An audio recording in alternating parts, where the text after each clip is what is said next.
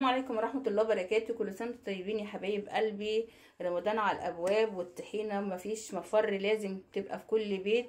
الطحينة بنعمل منها الفول، بنعمل منها سلطة للمشويات، بنعمل منها طحينة جنب المشويات، بنعمل منها حاجات كتير جدا، فمفيش غنى عنها. ودلوقتي كيلو الطحينة عدى 170 و180 جنيه، فاحنا قلنا نعملها في البيت بمنتهى البساطة وبنفس الخطوات اللي بيعملوها في المصانع، وهتطلع أجمل من بتاعة المصانع كمان.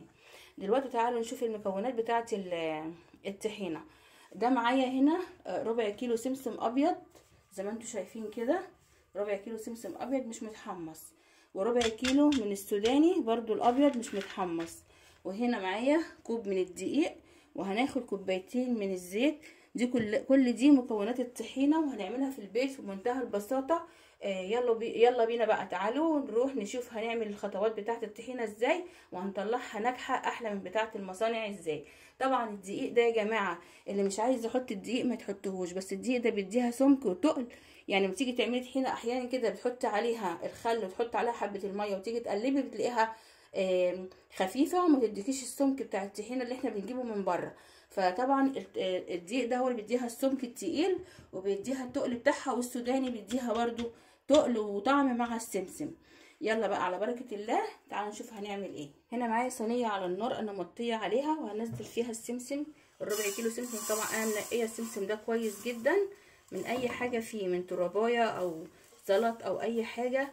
والسمسم لازم يكون فريش يا جماعة، ما يكونش مركون.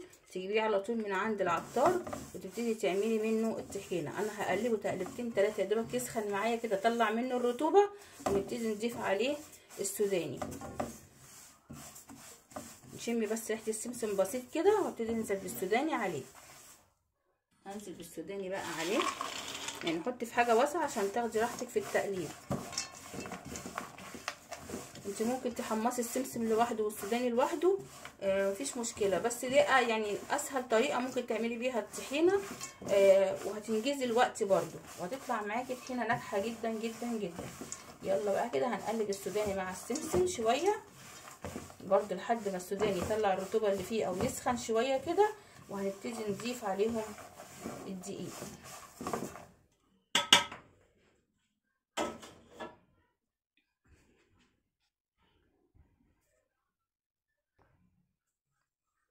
بصوا انا قلبت على قد ما قلبت، يعني حوالي 5 دقايق اهو، لسه السمسم بلونه والسوداني باللون بتاعه برضك ما احمروش معايا. انا مش عايزاهم يحمروا عشان الطحينه بتاعتي انا عايزاها فاتحه، مش عايزاها غامقه. لو انت عايزه الطحينه بتاعتك غامقه حمصي السوداني شويه والسمسم شويه، بس انا بحب اللون ده كده في الطحينه ما تبقاش غامقه. بكوبايه الدقيق برضو هقلبها معاهم بنفس الطريقه دي كده. برضو الدقيق لازم يتقلب عشان يطلع برضو الرطوبه اللي فيه، عشان الطحينه كمان تقعد معانا وقت كويس، ما تبص مننا.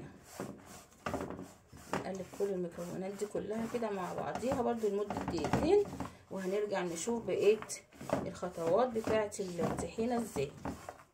دلوقتي انا خلصت تحميص السوداني مع الدقيق مع السمسم، جبت الكبه بتاعتي بقى، وهبتدي احط حبه من الخليط اللي انا عملته دوت على بعضه في الكبه، وهضربهم بقى لحد ما الزيوت بتاعت السمسم والسوداني تطلع. انا بعمله وهو دافي عشان الزيوت تطلع معايا ويبقى ناعم، ما تخلوهوش يبرد.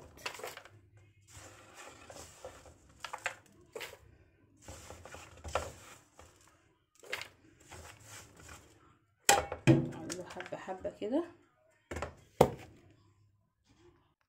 دلوقتي هنضرب السوداني مع السمسم مع الدقيق. دلوقتي انا ضربته في الكبه، شايفين بقت عامله ازاي، بس مش هو ده اللي انا عايزاه. انا عايزه اطلع السوداني والسمسم الاقيهم زي العجينه في قلب بعض، مش هلاقيهم مفرولين كده. لو مفروله كده معاكي لا، احطيها في الكبه بتاعه الخلاط وهنضربها مع بعض، هوريكم انا عايزه ايه. انا حبيت اعمل كده قدامكم عشان تشوفوا، عشان لو حد عملها بالمنظر ده وجي يعملها يلاقيها خشنه مش هتطلع معاكي مظبوطه. اهم حاجه تعمليها في الكبه بتاعه الخلاط، وهنشوف السمك بتاعها هيطلع معانا زي العجين كده، الزيوت كلها هتطلع وتبقى عامله زي العجينه. هو ده القوام المظبوط اللي انا عايزاه. دلوقتي هنقلها في الكبه الصغيره وهنشوف هنعمل ايه.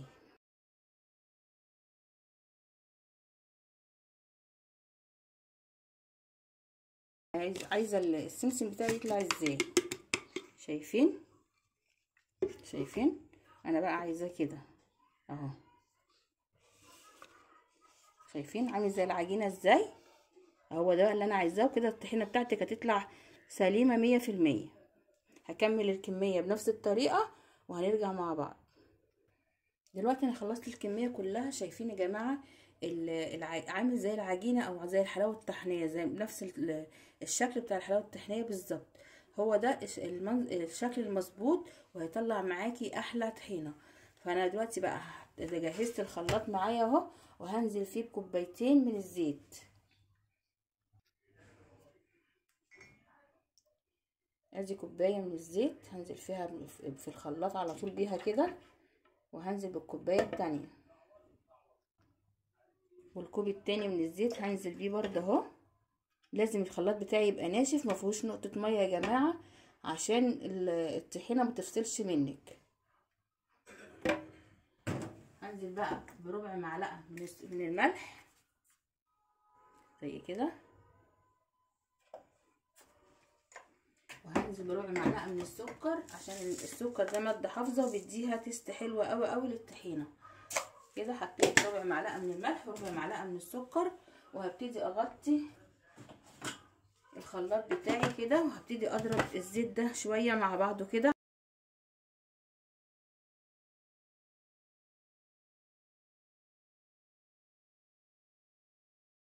نحط بقى السوداني والسمسم والدقيق اللي احنا طحناهم وحمصناهم كده في الخلاط حبه حبه، ولو حسيت ان هي عايزه زيت تاني هديها. انا عايزه يعني انت السمك بتاعها انت بتتحكمي فيه، عايزاها خفيفه عايزاها تقيله براحتك.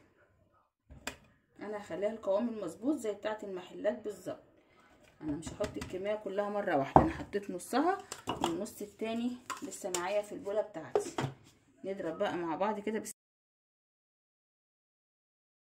طبعا هنا لسه خفيفه هنزودها. نحط بقى بقيه الخليط كله كده مره واحده ونضرب برضو. اضربيها شويه، كل ما تضربيها كل ما بتتقل، يعني اضربي فيها كتير.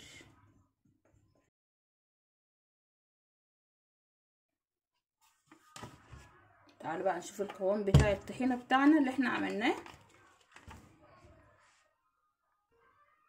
بصوا يا جماعه القوام بتاعها اهو. القوام ده لسه هيتقل، كل ما بتقعد في التلاجة كل ما بتتقل. القوام ده كده مظبوط، وما زودتش ولا نقطه زيت تاني. يعني انت ممكن تقللي الزيت كمان عن كده، يعني ممكن تقلليه شويه كمان عن كده لو انت عايزاها تقيله عن كده. بس القوام دوت هيتقل معايا، وما نيجي نستخدمها مع بعض في اي فيديو هوريكم هي تقلت بقت عامله ازاي.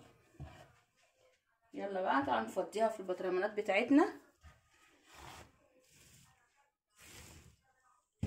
بسم الله الرحمن الرحيم. عملت لنا يجي كيلو طحينه اهو.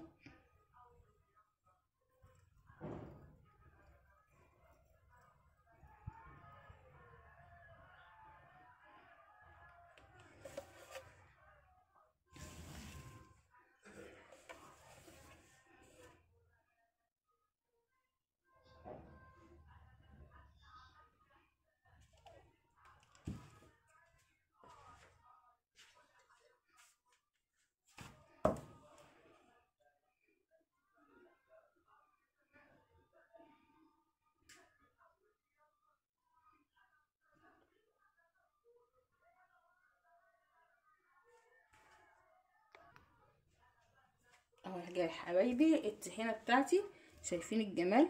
قوامها لسه هيتقل ومفيش زيت عايم على الوش ولا حاجه. طبعا لسه هتتقل لما تتحط في التلاجة. عملت لنا برطمان كبير وواحد ونص من الصغيرين، ودي كميه يعتبر طحينه خام. يعني انت ما تحطي منها معلقتين وتيجي تزوديها هتتقل معاكي جامد وهتبقى جميله معاكي. جربيها يا حبيبه قلبي، وكل سنه وانتم طيبين. الفول ما يستغناش عن الطحينه، والمشويات ما تستغناش عن الطحينه. بدل ما تروحي تجيبي ب50 جنيه ولا حاجه مش هيجيلك حبه قد دول كده. انت اعمليها في البيت وبنظافه وهتطلعيها يعني حاجه تحفه.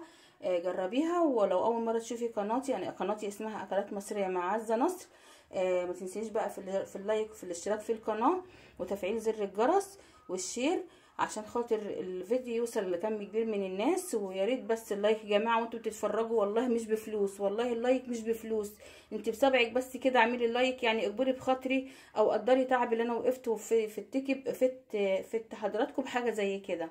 ما تنسونيش بقى في الاشتراك في القناه واللايك، اللايك يا جماعه. يلا السلام عليكم ورحمه الله وبركاته.